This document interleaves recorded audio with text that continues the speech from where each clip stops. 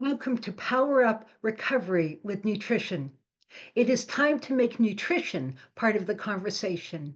I'm your host, Christina Veselak, and I'm so glad you're here. Did you know that it's our brain's job to allow us to cope with stress gracefully? But to do that, it needs to be fed optimally. Have you ever wondered why so many committed people relapse or maybe even die? Why so many people on psychotropic medication still feel lousy and still have cravings? What if the missing piece is food, the right food? What if the right nutrients like amino acids or even eating protein every 4 hours could actually balance your brain chemistry and your mood without medication and support lasting recovery? In this podcast, we explore the powerful connection between feeding your brain well, mental health, relapse, and recovery from addiction. We will share insights from experts, inspiring recovery stories, and practical strategies you can use today. Whether you're in recovery, a healthcare professional, or someone passionate about emotional well being, this show is for you. Let's dive in and discover how fueling your body and brain with the right food, the right amino acids, and other key nutrients can fuel your transformation today. Welcome. Hey everyone, welcome to the next episode of Powering Up Recovery with Nutrition, where you hear breaking edge research, lots of wonderful information about how food and supplements can repair and support the recovering brain, and stories from the field. Today, I want to introduce Patrick Holford, who I have heard of for decades, and in fact used to recommend his book, Natural Highs, who he wrote with Hyla Cass, a good friend of mine. And he's written several other books since then, which we're going to hear about. Welcome, Patrick. Good to be with you. So, can you tell us a little bit about who you are, what you do, and kind of your history in the field of nutrition and addiction recovery? Because you're one of our pioneers. You're one of our cutting edge people way back when who were far ahead of your time. Well, yeah, certainly. I will give you a no holds barred quick journey through my life. Okay. Basically, Okay. There we go. as a teenager, I had some what I guess would be called peak experiences, not drug induced. And by the age of 15, I had Hermann Hesse, the brilliant writer who brought the philosophy of India into reality, and Carl Jung as my heroes. I had pictures of them in my wallet. And then I decided when I finished my A levels, which was like, college, 17, going to be heading to university, that I should go to India and find a guru, a teacher, or something. So I went to the Uh, doctor and I had the hepatitis B jab, gamma globulin, went home, and suddenly, out of nowhere, I was in infinity eternity. I had an out of body experience. It was eternal, it was infinite, everything was pulsing light. It was amazing. And then suddenly, wham, I'm back on the floor in my room. So I think I kind of went to India already. And it's quite a funny story because when Sounds like it. they say, "Are you anti-vax?" I say, "Hell no, I had an amazing experience." But anyway, what happened was I switched to study experimental psychology at university. And when I went there, it was the first degree course. Before that, it was a BA psychology, and they wanted to be a BSc as science. So we Mhm. got deeply into studying neurotransmitters and particularly actually schizophrenia at the University of York. It was very focused on that, and we were drilled into randomized, double-blind, placebo-controlled trials. And two things happened simultaneously. One was somebody gave me the brilliant book of Dr. Carl Pfeiffer called Mental and Elemental Nutrients. And here we are in the late 70s, by the way, to give you a time Indeed. frame. And also, I came across what I didn't realize at the time was the first randomized placebo-controlled trial in the history of psychiatry by Dr. Abram Hoffer, who was head of psychiatric research in part of Canada. And I remember showing it to my professor, and he said, "Oh, some theory about nutrition, whatever, not very good." I didn't believe that. The study was fantastic. Niacin versus placebo. Jumped on a Sure. plane, went to meet Dr. Abraham, and I said to him, "How many people have you treated with this megavitamin therapy?" Which was completely a new concept. And he said, "About 3,000." I said, "What is your success rate?" He said, 85% cure. I said, "You Yep. better define cure because I've never seen a cured schizophrenic." And he said, "Free of symptoms, able to socialize with family and friends, and paying income tax." And that I had never seen. So Uh-huh. I said, "Can I meet some of these formerly schizophrenic people?" Which I did. And I said, "Finally, I have one question. Can I be your student?" So Mhm. that was really in the very early 80s. And I by, would have jumped on his bandwagon too in the early yeah, 80s. yeah. And he introduced me to Dr. Linus Pauling with his 48 PhDs and 2 Nobel Prizes. And for those who don't know, when Einstein was asked, "Are you a genius?" He said, if you want a real genius, it's Dr. Linus Pauling. All modern chemistry comes out of his genius mind. He understood what Einstein was saying about energetics in Mhm. physics and how that affects chemistry. And the two of them together really capitalized a new paradigm in medicine, which we are all part of, orthomolecular medicine, the right molecules, and Yes. also orthomolecular psychiatry. The concept being very clearly that when there's a disease state, they proposed there would be a combination of nutrients that would recover it. And in relation to addiction, the point is if you've scrambled your brains drinking too much alcohol or heroin or crack cocaine or even tons of coffee and sugar and whatever, and you did it because your life was shit or your marriage was breaking up or whatever. The point is, whatever led you into addiction, once you're in a state of addiction, the brain is scrambled, its chemistry is out of whack, and just sitting Mhm. around in a group and talking about it will not make your brain recover. Yeah. There is that missing piece. So just, obviously the story could be long, but basically I started to focus on schizophrenia. And what I found was half of schizophrenics were in the street. So the hobos that you find in the street are either addicts or Mhm. schizophrenic Yes, that's and right. both.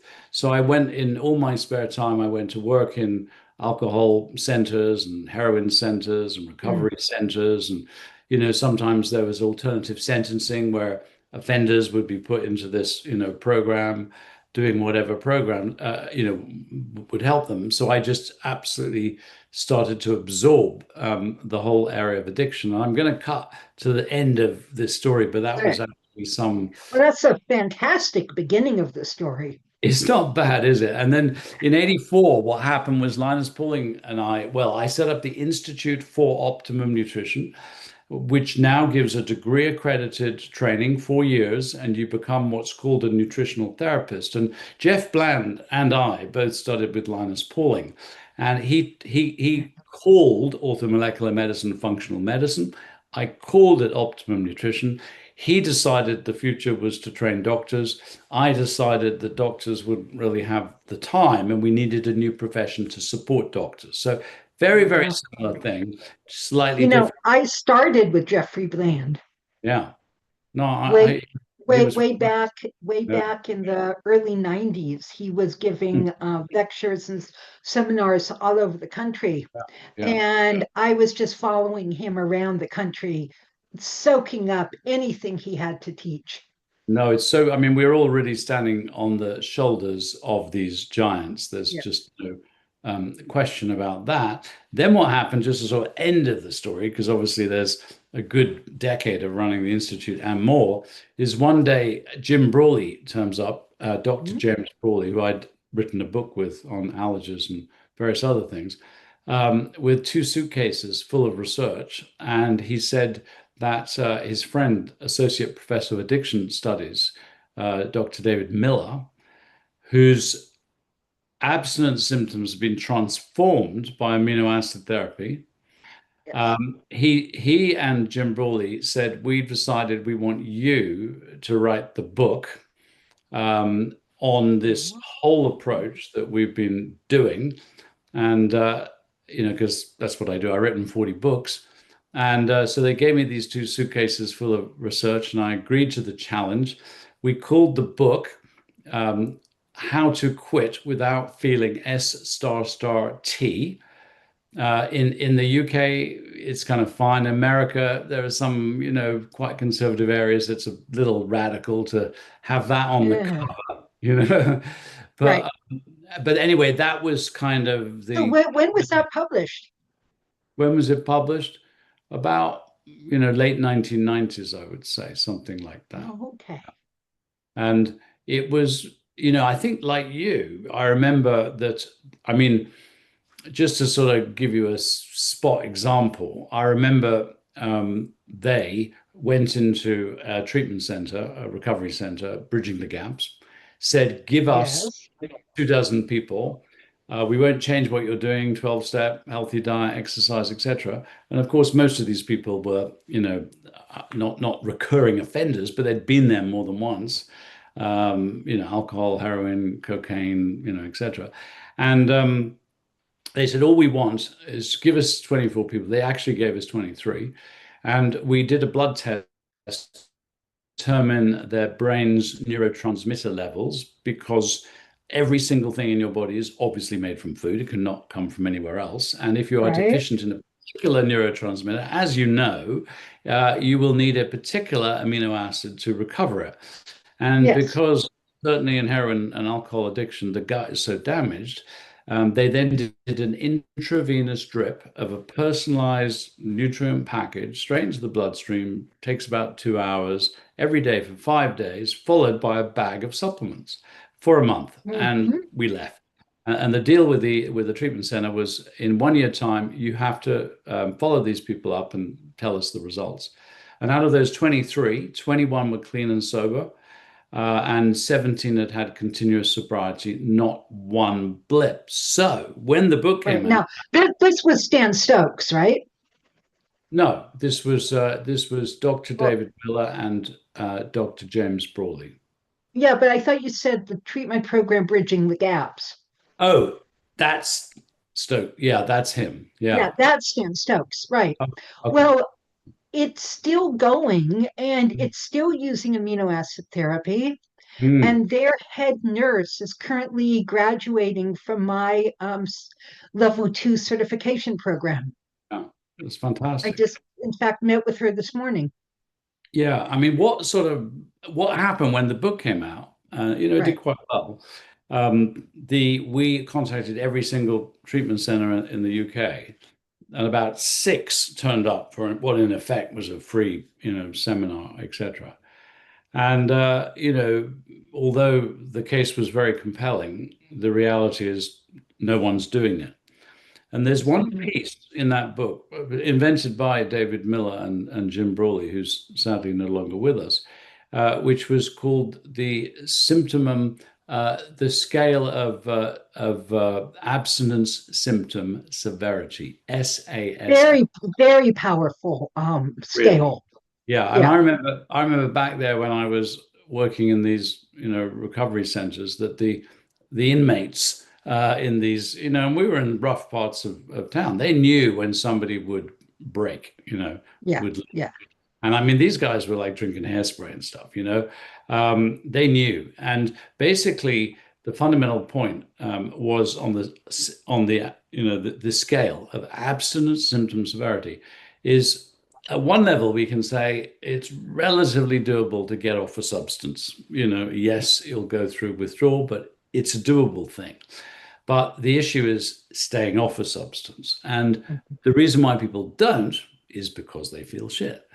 They have And these, post-acute withdrawal. yeah. And I mean, actually, Bill W. had this. And when he came across Dr. Abram Hoffer and started taking niacin, vitamin C, and so on, he just felt so much better. So, Yeah. he Yeah. corrected his brain. He wanted to bring what we're talking about into AA, but by then the whole thing was established, and it didn't really want to, Oh, cover so the new. sad. So it is very sad because what I was Very trying to sad. do with treatment centers was even if you don't buy into any of this, just use this scale because it will tell you who's going to fail. That's right. Because it's nothing to do with, there's not a judgment on somebody. If you have all these abstinent symptoms and there is a drug or a substance that's going to relieve them, you're gonna use it. So the Well, fundamental piece that's missing, as you know, is how do you get that rapid brain recovery? well, and understanding, Patrick, understanding what post-acute withdrawal is caused by. I Mm. mean, everybody knows you're going to feel awful. Hmm. And, the conventional advice is, well, go to more meetings, pray more, white knuckle it, eat Yeah. sugar, Yeah. and you'll make it through. And sooner or later, it will go away, or take psych meds, because, of course, the psychiatrists are happy to give you whatever med, they can get paid for. Yeah. Um, and what we've discovered, of course, is that it's very simple. It's due to two things, which are so easily rectified. One is depleted neurotransmitters, which we use the amino acids to rebuild within 20 minutes. Hmm. And the other is low blood sugar, is the reactive hypoglycemia, which is impacting 95% of everybody in early recovery. Yeah. And once you get people, this is why I say my 20 grams of protein every 4 hours, you Yeah. know, rule of thumb to get that blood sugar absolutely stabilized. And those two things together in tandem, post acute withdrawal is a thing of history. I I agree with those absolutely, but I think there's more. And Mm-hmm. it's what's sort of quite interesting. I run a charity called Food for the Brain and foodforthebrain.org, and we've now tested 500,000 people. We have online a free cognitive function test, which is, by the way, totally relevant for anybody in the addiction space. It's a validated test. It's actually going to be used in the NHS here in the UK. It Nice. it measures your cognitive function. It actually predicts who's going to get dementia. We're actually testing 7 kids from age 7 because it's the same brain, it's the same functions that break down. Then you have a questionnaire which looks at all the things that we know increase risk, and then it tells you basically what your risk is going to be and what you need to change to reduce it. But the point is, in our charity, we have 12 professors. We have the leading guy on B vitamins, Professor David Smith, some of the leading people on omegas and phospholipids. In America, it's Professor William Harris, Bill Harris. And in the UK, we have Professor Michael Crawford and Dr. Simon Dial. And I can go on. Sleep, stress, sugar, Professor Robert Lustig, he's our no Mm-hmm. sugar daddy, and so on. So I've been fortunate because I'm the chair of the scientific advisory board to study with all these people, really into Amazing. the detail. And this book is, I'm jealous. yeah, this book is just out. It's on Amazon, Okay, it's in Kindle, it's in Audible, and beautiful. everything else. And so I'd like to expand a little bit on what you say, because conceptually, one of the things that is kind of cool is that every single thing that increases your risk of cognitive dysfunction or dementia, Alzheimer's, fits into 3 zones. It either affects the structure of the brain, or the function of the brain, or the utilization of the brain. Structure, function, utilization. So, for example, we know that people who have cataracts have a greater risk for dementia, less utilization. People eat a lot of sugar and end up insulin resistant. Here is the irony with sugar. What happens if you eat too many carbs, sugar, fructose, UPFs, and all the rest of it is you get insulin resistant, and then you cannot actually get glucose into brain cells. So the That's irony right. is the effect of too much sugar is sugar starvation in the brain, and your brain tells you you have brain fog, of course, and your brain says, "Give me sugar." So and if not sugar, alcohol. So it's very logical, really. And then on structure, and this is where I would expand a little bit, because basically in addiction, when we start to get the breakdown of neurotransmitters and neurotransmitter receptors, you're getting the breakdown of neuronal membrane, brain cell membrane. Right. And Right. brain cell Which membrane, is lipids. it's yeah, but it's not just lipids. It's while it's omegas, and by the way, it's Hmm. omega 3 and arachidonic acid. So Right. it's both the 3 and 6, attaching to a phospholipid, which are rich in eggs and fish. This is your phosphatidylcholine, phosphatidylserine. But, and this gets missed out so much, the attachment is done by a process called methylation, which is dependent on B6, B12, and folate. Folate is greens. B12 is only in animal foods, and it depends on stomach acid secretions. So a lot of people, for example, who've been drinking too much, they're no longer really able to absorb No. B12. And what happens is their blood homocysteine level goes up. Sure. This is a blood test that everyone should do. Yeah. So yes, while we can say sugar and we need protein, amino acids, also we need good methylation and we need good fats. And here's something that our group Yes. discovered, which is now well established, is that actually you can give all the omega-3s you like. And if a person has a raised homocysteine, for example, B12 malabsorption, it doesn't work. Omega-3s are dependent on methylation to actually be incorporated into the brain. And similarly, you can give all the B vitamins you like to lower a homocysteine, which should be around 7 or 8, and is often Mhm. 11 or above. All the B vitamins you like to lower homocysteine, they will do absolutely nothing if you're lacking in omega-3. So when you understand the structure of the brain is omegas, phospholipids put together by B vitamins, you realize you need all of them. So if you put Mhm. one person Well, on a no sugar diet, but they've got these other, things going on. It'll have an effect for sure, but it'll have nothing like the same effect as if you really tune the whole thing up. well, fair enough. I'm just trying to give people a starting point. Mm. No, You you're know, right. but well, once you get them eating a whole food diet, and I always, always, always include fish oil in my protocol with Yeah. people because it's so absolutely crucial. But once they get blood sugar stable and start reducing Mm. that insulin resistance, once they get those amino acids in to start rebuilding neurotransmitters, that usually comes along with real food. And in the real food, hopefully we've got all of the rest of, or at least many of the rest of your real nutrients. But I think every treatment program should be giving their clients a good multivitamin, i.e., strong, fish oil, Yeah. and the omegas and the diet. And you mentioned bridging the gaps early. They are actually doing all of that right Yeah. now over in Virginia. I totally agree with you, and that's absolutely great. That is the way to go. I got 2 points to make. One, as we know, is that when someone comes out of serious addiction, it's actually harder to get them to start to radically change their diet, eat a whole food diet, and so on. So, in theory, it's totally the right thing to do. In practice, it takes a little while to get there. So, just put that one over there. The other thing, which I'm asked all the time, is can't you get all the nutrients you need from a well-balanced diet? And I believe that is the single biggest lie in nutrition, but not for the reason that you think, not because the soil is depleted, which it is, not because we're eating refined foods, which we are, not because the actual level of nutrients in food is way less than it used to be, which is true. It's for the very simple reason that we don't eat We're enough. not digesting it. No, it's not that. Oh, We don't eat enough. So let me give you an example. Down the road here in Wales, where I live, Gower Peninsula, they found the oldest complete Homo sapiens remains, 40,000 years old, oh my skeleton. goodness. And it's got all this shell jewelry, like a necklace of shells, all sorts of shells. So they assumed it was a woman because of the bling, And when they actually analyzed the DNA in the bones, they found two things of interest. One was it was a man. It's called Pavilan man. And number two, that about a quarter of their diet was marine food.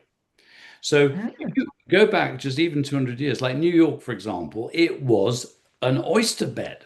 Um, Yes. in the 1800s, the average daily consumption of oysters in New York was 1 million oysters. There's no reason to go hunting for animals, which are very annoying because they run away, when your coasts and your estuaries and your rivers, etc., are actually pumping with all this, marine food, mussels and cockles and oysters and fish caught in rock pools. And without, unless you wish to, there My is, my mother, my mother was from the UK. yeah, And so she, of course, grew up on all of these. So when she moved to this country, yeah, we grew up digging clams yeah. and mussels and eating Yeah. whelks and eating cockles. And it was so much fun. I'll never forget that. Yeah. And the interesting thing is, so if you imagine for a minute that ancestor, Paviland man, Mhm. must have been expending at least double, if not triple, the calories, fetching water, getting wood, walking around. There's no home delivery, there are no cars, there's no fridges. So if you think that almost a quarter of their diet was marine food, so in other words, there's no way we could have become human. I mean, our literally the only explanation for becoming Homo sapiens, with our brains going from 350 grams of a chimpanzee up to a peak 20, 30,000 years of 1,700 grams, which, by the way, has shrunk. Our brain size has shrunk by 20% in the last 20,000 years. It's shrunk to about 1,335 on average. The only way that you could have got a bigger brain is to have the brain building materials, which are those Mhm. omegas and the phospholipids That's and right. the B12 and the iodine and the zinc and selenium, which is rich in a marine food diet. So if you think that that is, if you like, the optimum brain development diet, because that's how we got to be brainy, and they were expending at least double the calories, it means that half of your entire diet, possibly even more, would need to be marine foods to get to those levels consumed Levels. by our ancestors. So that's unrealistic, because we don't eat so much. So Hmm. supplementation. I mean, I grow all my own food here, organic, etc. But I also supplement because I'm just not gonna. I'm not expending that kind of calories that our ancestors were. And although I've got a lot of fantastic veg and fruit here, I haven't got any fish. I have an otter that visits our lake, and if there are any fish, they're gone.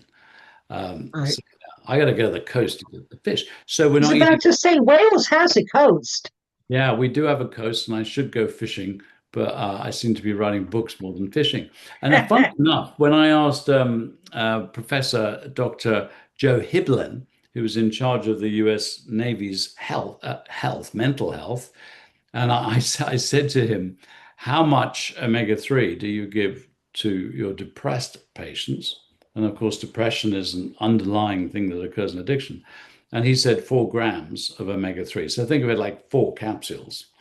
And I said, how does it work? He said, very, very well. They report this amazing contentment. So that's the first thing to understand, that when you get the brain Within nutrient 3 days.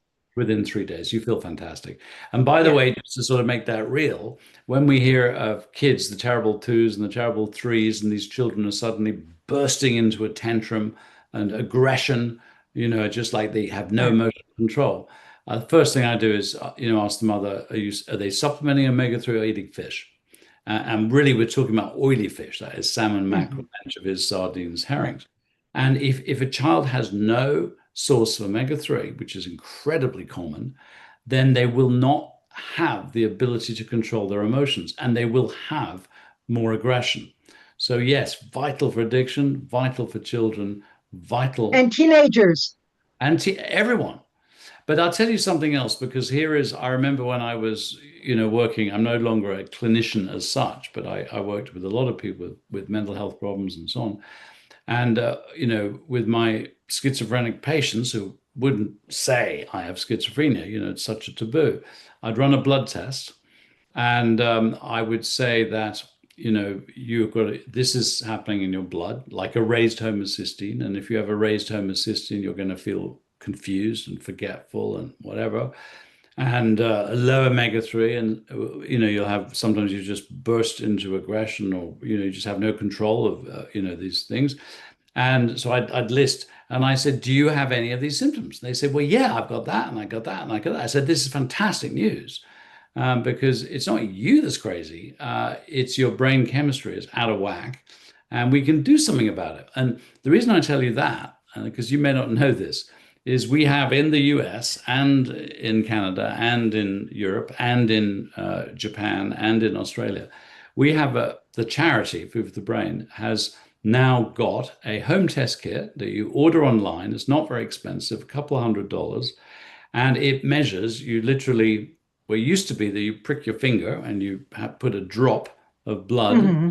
one per test. But actually, in the new year, we're going to have it with this device, much like one of those continuous glucose monitor. It looks like that. You slap it on your arm, you don't even feel it. It collects the blood, so it's painless. You can do it on anyone, Excellent. children, and then you drop the blood, and we measure HbA1c, or that glycosylated hemoglobin A1c for blood sugar. We measure the omega-3 index. We measure the vitamin D for the brain fats. We measure the homocysteine for the B vitamins, and we measure glutathione. And specifically, you'll understand this, the ratio of the loaded reduced GSH glutathione Sure. divided by the spent GSSG glutathione. And that is a measure of your antioxidant oxidant status, Ah, right? So you can do this all really easy. The point about this is, I tested all my grandkids, because even though you have these conversations with people about the importance of omega-3, about the importance of B vitamins, about the importance of sugar, when they actually have a result in front of them that is just in traffic light system, red, orange, well, actually, we do yellow and green, and you go, your blood sugar, because in the US, if your HbA1c is 6%, you're pre-diabetic. If it's 6.5%, you're diabetic. But brain shrinkage starts at 5.4%. mm. Now, homocysteine, for example, we know brain shrinkage is happening above 11. So when someone gets this very concrete result of their body, it's not your opinion, it's not my opinion, and they go, you are in the danger zone for omega-3, for vitamin D, for your blood sugar, for glutathione, the antioxidants, or homocysteine. I have found that that really is a big wake-up call. It's a good motivator for people. Yeah. Absolutely. And then if you can give them, a decent bag of supplements, I was just sent this from America. For example, this is called Cognisave, and it's Hmm. good. It's got phospholipids, omega-3, and so on. And you can get this. We can't get this here. But for example, if you can do nothing else, and this was often the case with people with serious mental illness, you say, take one of these twice a day. We'll do the blood test, find out where you're at, and do your best to eat more fish and less sugar and this so on, which is great. But when their brain starts to wake up, and my attitude is that you've got to get a result within 10 days. People won't stick with you for months without a result, but usually No. within a week or two, if you can get these nutrients in, as I think they start to feel better. And now they're waking up and they've got some energy and they've got some concentration. And Yeah. then all your wonderful coaching about eating whole foods and greens and veg and fruit and and combining the proteins with the carbohydrates so you get less sugar release and all that sort of stuff has a home. It can actually work. And even the counseling, people don't realize this, that all that wonderful psychotherapy and counseling and group work and, AA support or whatever it is, it works so much better when your brain is working better. Well, that's actually why I feed people in session.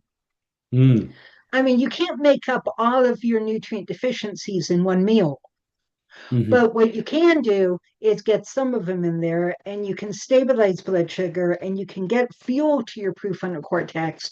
And I have found that because I've been a psychotherapist for 40 years mm, and, I specialize in the chronic relapser. And mhm. I have found that just feeding people in session means the difference between a wasted hour versus a highly productive hour. Yeah. And it is, experiential learning Mm, because people experience for themselves how much better they feel, how much more grounded, how much more functional after just eating a high protein whole food, either mm. snack or meal.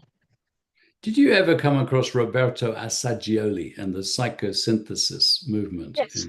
Yeah. Yeah, because I love that. I was studying it with, psychosynthesis because I Yeah. thought I would end up being a therapist. I had no idea that I would end up going into nutrition.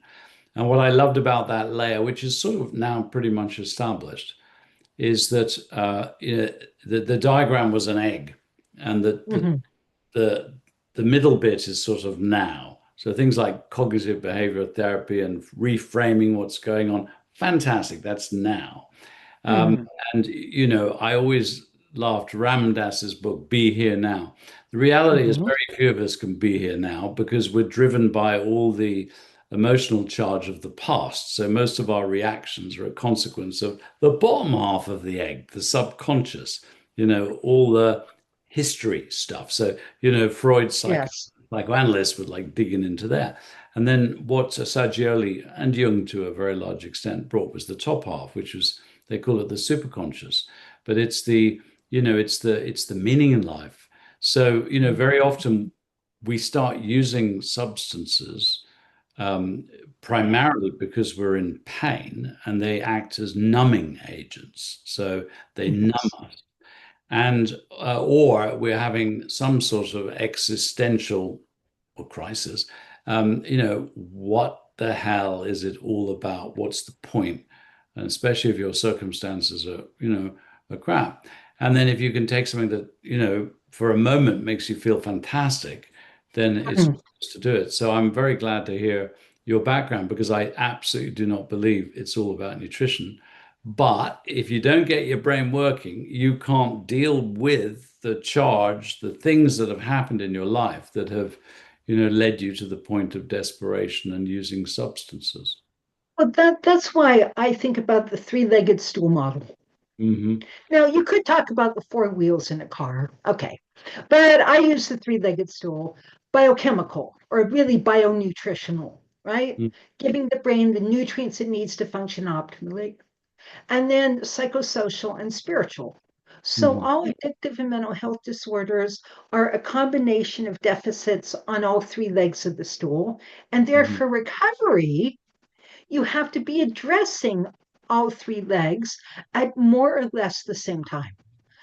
Yeah, But you have to have a functioning brain, i.e., a well fed brain, yeah. in order to do your spiritual work, in order to do your psychotherapy work, in order to have the energy and motivation to socialize.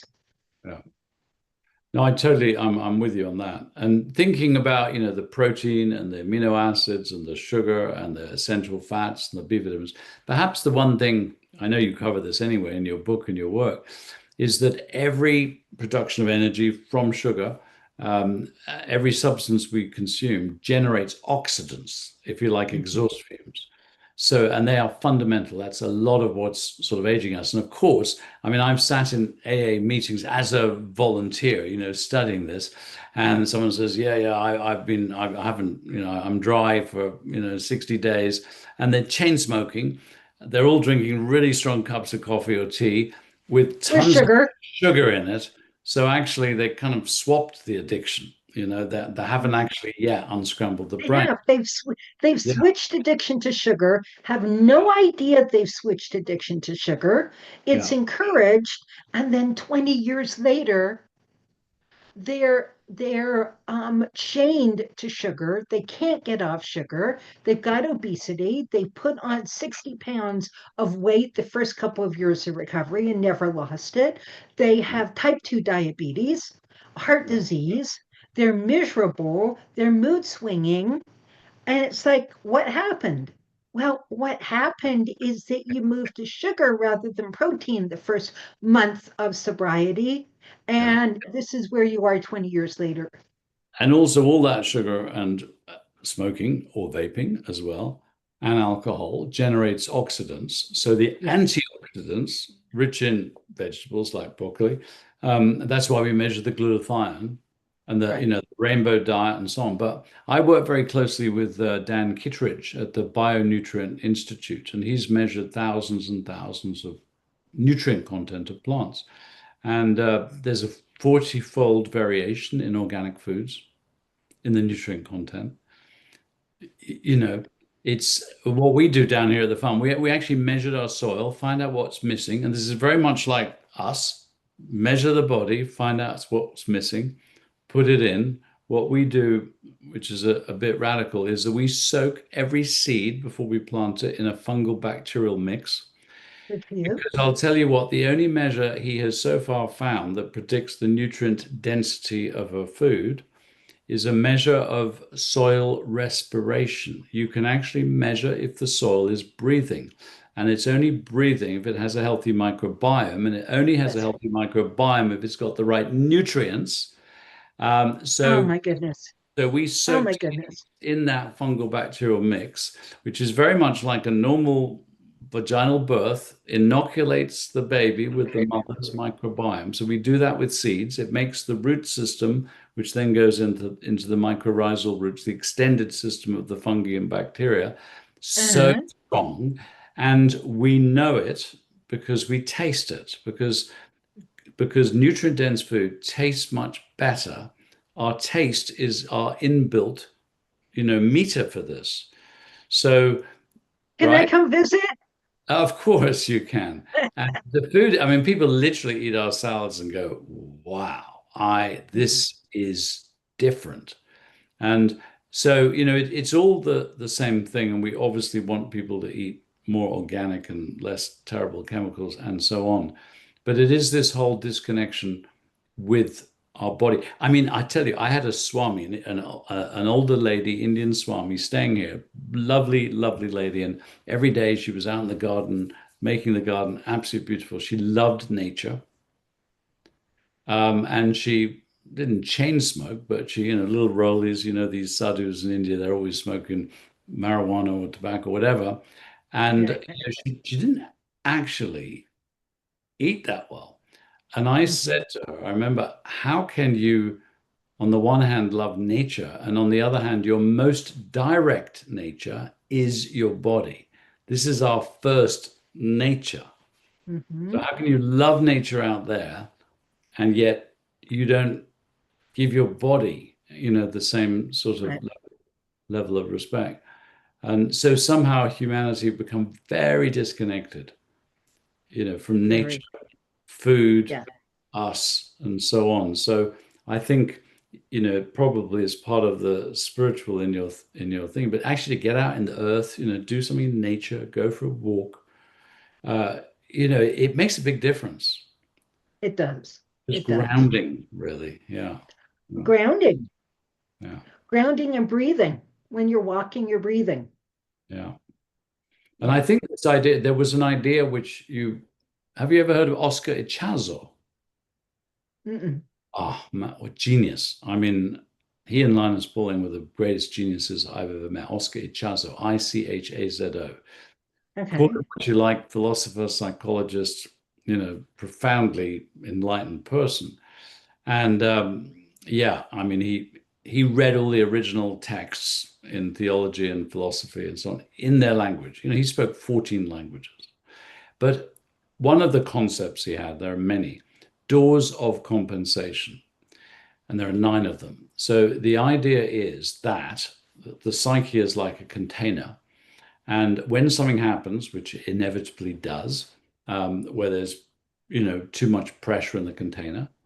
I've had 2 curved balls today. They could happen anytime. The worst, your relationship busts up, or a friend of yours dies, or you lose some money, or whatever it is. Those are big ones, but they're happening, probably every hour. Mhm. There's too much pressure in the container. And technically, there's only 2 things you can do: is just expand your consciousness, just to sort of witness it and be like a Buddha, or the other is let off steam. And he calls that steam a door of compensation.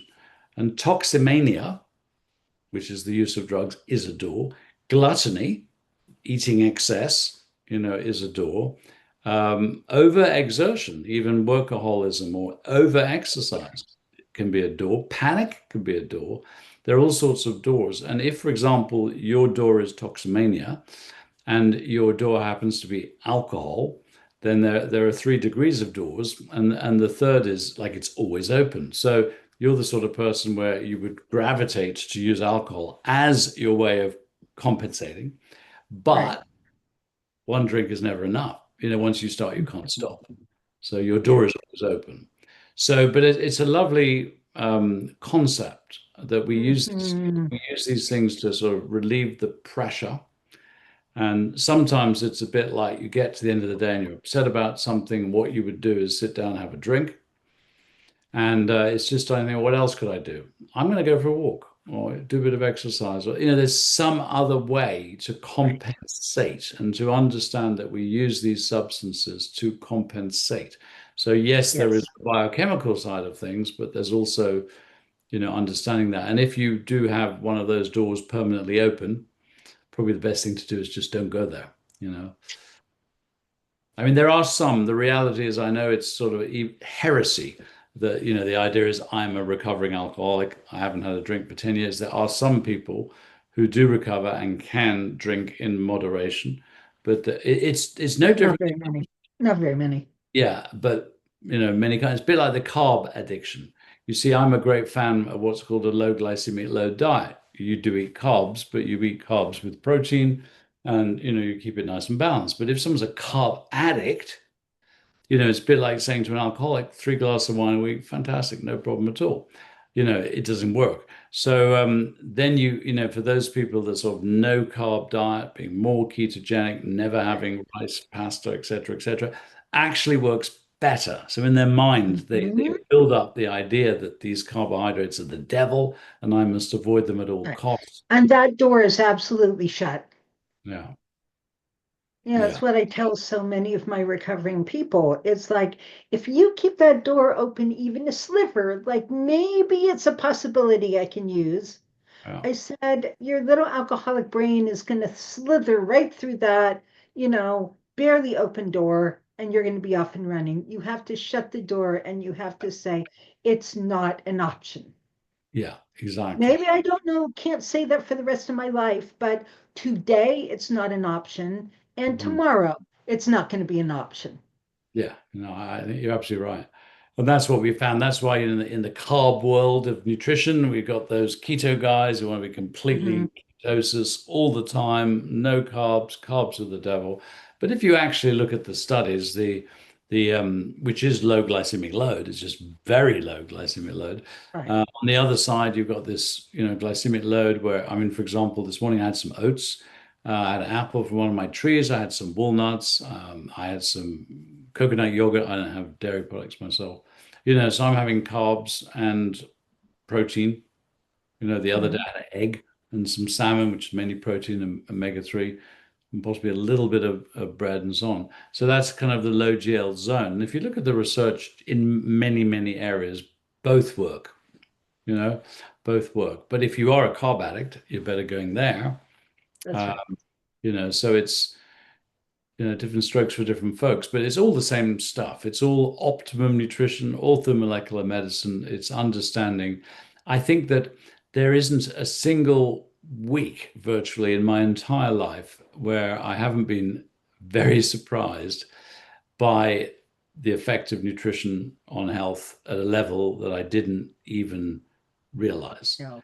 Right. So it's just whatever, however powerful you think nutrition is, it is way more powerful than that. I mean, the very first study we ever did in the early 1980s, because one of my first students was a schoolmaster called Gwilym Roberts. And everyone studying at our Institute for Optimum Nutrition had to do a piece of research. And he and I were sort of chatting, said, why don't we test the effects of vitamins and minerals on IQ in school children? We didn't really know so much about omega-3. And we did a Uh-huh. pilot trial, and it was really good. And I thought, this could be quite controversial. So let's find a professor who thinks we're nuts. What we're going to do is put 30 of your kids on a high strength multivitamin and mineral, 30 on placebo, 30 on nothing, measure the IQ. And we hired a professor who thought we're crazy. There is no way a vitamin and mineral pill will increase your IQ. And we got the BBC Horizon to film the whole thing and the Lancet Medical Journal to publish it. And we got a 10-point increase in IQ on the vitamins, a 3-point increase on the placebo, 7-point difference. So 5-point difference gets half of all children classified as special educational needs back to normal. So it's a massive effect. It hit the front page of every newspaper, it was on every news channel in the UK. And it was the first study that catalyzed the concept that your intelligence is not just set in stone, like it's part of your genes or how you're born, but is actually fluid and directly affected by what you eat. Yes. So Yes. anyone listening, professional or individual, there is nothing more important than what you put in your mouth. It's something you have total control over and the effect it has on the mind. And there is only one problem that actually occurs. I'm 67. Last year, I decided I needed to learn a new trick. It's very good to keep using the brain. So I've taken up paragliding and I'm just off in 2 weeks to fly with eagles in the Alps as part of my training to get my full paraglider license. And I wake up at 6 in the morning just pumping with energy. And the only serious problem you will have if you follow Christina's advice and you really get your nutrition together is, what am I going to do with all this extra energy? That is the only significant problem of this approach. It's quite amazing when you get the right nutrients and the right diet and you take away the bad stuff, you feel fantastic. Yeah, yeah, yeah, you do. You do. And that's the purpose of recovery. That's the purpose of everything we're doing here, is to end up feeling fantastic. Yeah. Whether or Maybe not you go paragliding in the Alps. maybe we even, I mean, recovery is correct, but let's go beyond recovery, you know? Actually, that's not a bad title, actually, beyond recovery. Do you know how Living a life worth living a life worth living. Definitely that. Do you know how Abraham Hoffa died? Do you know what happened there? Well, basically, he's in his early 90s. When he approached 90, it was the American Psychiatric Board didn't really like him having a license as a psychiatrist. So he retired as a psychiatrist and became a nutritional therapist. It didn't make any difference. He was still treating people with mental illness. That's right. And a couple of weeks before his death, he stopped seeing patients. 4 days before his death, he said to his friend, "I'm not feeling very well." 2 days before his death, he checked into the local hospital. They couldn't find any diabetes, any heart disease, any dementia, any cancer, he couldn't find any disease. But his organs just started to slow down. No pain, no drugs, at peace, and he died. 2 weeks off work, fully functioning brain. And I, Dr. David Perlmutter put this quote on the front of the book. It's, "Becoming an Alzheimer's patient is almost always a choice." This book explains why, because less than 1% of Alzheimer's is caused by genes. So we mustn't allow this normalization of dementia, that it's what happens to everybody as they get older. That's right. That's right. It's It does not not have to be a disease of aging. exactly. It's not, yeah, exactly. It may be more common the older you are, but it's not actually a disease of aging. It is very specifically to do with, and by the way, in relation to Alzheimer's, probably the two most strongest factors, evidence-based, is the homocysteine, omegas, probably followed by sugar. And then we can add many other things. But, if you drink loads of alcohol and you have lots of sugar and you don't have any omegas, and, your homocysteine is high because you lack the ability to absorb B12, you're going to get dementia. Yeah. Well, and we are going to do everything we possibly can to teach people how to not let that happen. The work you're doing, the work I'm doing indirectly, because it's setting the foundation for a healthy brain. And Because here's my motto, Patrick. Too many people have died. Too many people have died either from addiction or neurodegenerative illnesses. And it's not okay because it's preventive. We can prevent them. There's another way into this, which is simply to ask a question, 3 words: what causes that? And if you ask that, whatever it is, I mean, for example, even if you get down to sugar, then you say, well, what causes that? And generally you will get down to 2 things: ignorance and or addiction. Yeah. So that's why education is absolutely key, and dealing with addiction is absolutely key. And what we don't have in the UK, and is so badly needed, is to train practitioners in how to work with people with addiction and how to help them to recover. So it's very good that you are doing what you are doing. That is what my school does. And I've had several students from the UK, and I would love more. So anyone you want to send my direction, Patrick? Yes, absolutely. 10-month program. Yeah. And at some point at the charity foodforthebrain.org, where we've been very focused on dementia. And then in April, we launched a whole program similar, but for children, smart kids. And we are a tiny little charity. We will every now and again, if you like, return to addiction. Because food for the brain. And it was actually Dr. Abraham Hoffa who said to me, Patrick, you have to do this. So, they kind of commanded me to set up foodforthebrain.org. And Lovely. it's Well, very, anyone, that, the test that, what happens, you get a sort of, it shows you exactly what your score is, what your risk is, what to do. It's a very yes, easy way to do what you and I are talking about. But as long all someone has to do is sit down, do the test, and it's all free, and it will show you lovely. where to go. It's very nice. So I'd love you to sort of build that into your practitioner training. I would love to build it into my practitioner training. And of course, this is also why I started my nonprofit, Eating Mm, Protein Saves Lives, mhm. as a way of just getting this very fundamental information out into the world. Yeah. Just one thing there. I think that's fantastic. What is, the view of some is that if you're really depleted in like the dopamine pathway or whatever, because amino acids compete so much, it's also very important to take the precursor, like tyrosine, for example, on its own, away Mhm. from protein, so it's not having all that competition to kind of restore things. But obviously, the background is having enough protein. Yes, Mm. yes. Well, we want enough protein, and then we do the individual amino acids. Because I mean, some people do sell blends and promote blends, and every once in a while, blends are, useful just because of ease. But I teach and recommend individual amino acids. And sometimes when you get down to the nitty-gritty of getting people to actually follow the protocol, you have to dose with food Mhm. and you just do, but it still works, just works a little more slowly. But yes, I love it, because when you dose an amino acid by itself at the right dose, you feel mood and behavior improvement within 20 minutes Mhm. robustly.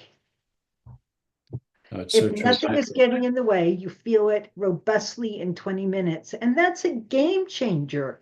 I remember when I first went on tyrosine 40 odd years ago, Mm. which was more or less the same time I went on fish oil, but at different times. So first I went on the tyrosine and it was amazing and a game changer, but not enough. And then I added the omega-3 fatty acids to it, and the sun came out. Yeah, it's And fantastic. right, and everything was so much brighter. And then I added GLA to it because my father's from Denmark and I am PGE1 deficient. Mm. And the deep dark depression that led me to drinking a 3/4 of a beer every day to make the depression go away. A whole beer put me to sleep, but 3/4 of it made the depression go away because it potentiated PG1 in the brain. And I brought in the borage oil and I just sort of switched Yeah. off alcohol for borage oil. Doesn't Yeah, taste as good, but I've hey, been, I mean, tyrosine, I love 5-HTP as a yeah. direct serotonin. I love that. That's really excellent. Oh yeah. Oh And yeah. as And well, what's 15 also, there's some very good studies now on gambling. They actually give people an yes. Isn't that NFL. interesting? Yeah, and they gamble less. Their desire to gamble is less.